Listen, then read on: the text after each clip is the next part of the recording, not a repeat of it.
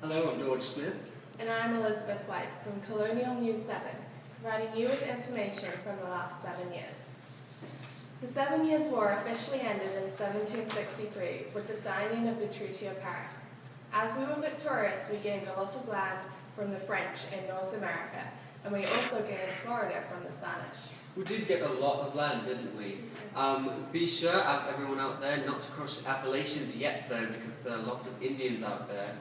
We don't want to be meddling with them. Yes. I heard that this is being met with some resistance from the colonists, but not as much as the Stamp Act of 1765, which is bound to cause an uproar. Yeah, I've heard that a lot of people are changing their attitudes towards the crown here. We have somebody on the scene.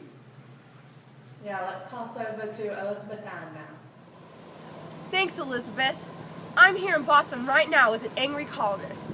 What's your name, sir? My name is Tom Lee. And how do you feel about these acts just passed in Parliament? I think these arts are very stupid. Like, how can the Parliament can tax us on random things?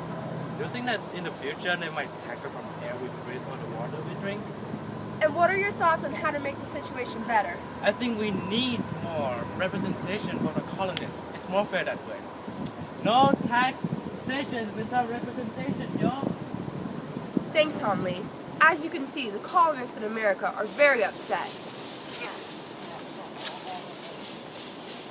Now a word from our sponsors. Homemade herbal tea is a little bland, don't you think?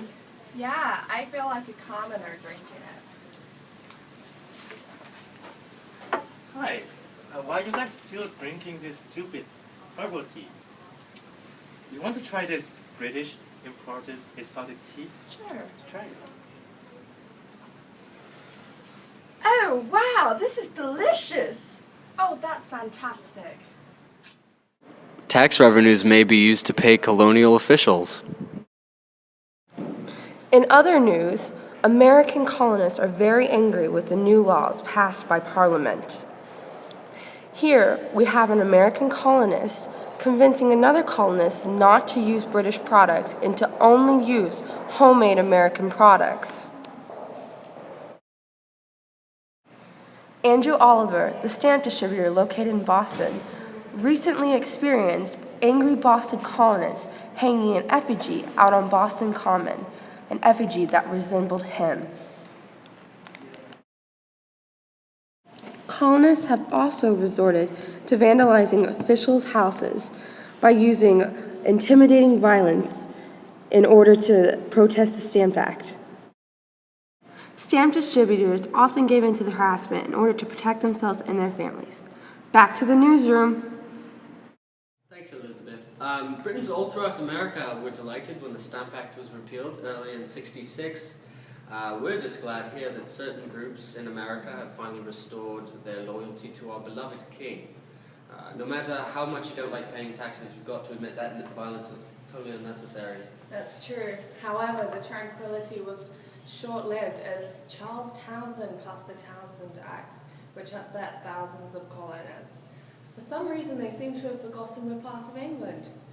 Although the acts were later repealed because of all of the nagging, however, the tea tax stayed.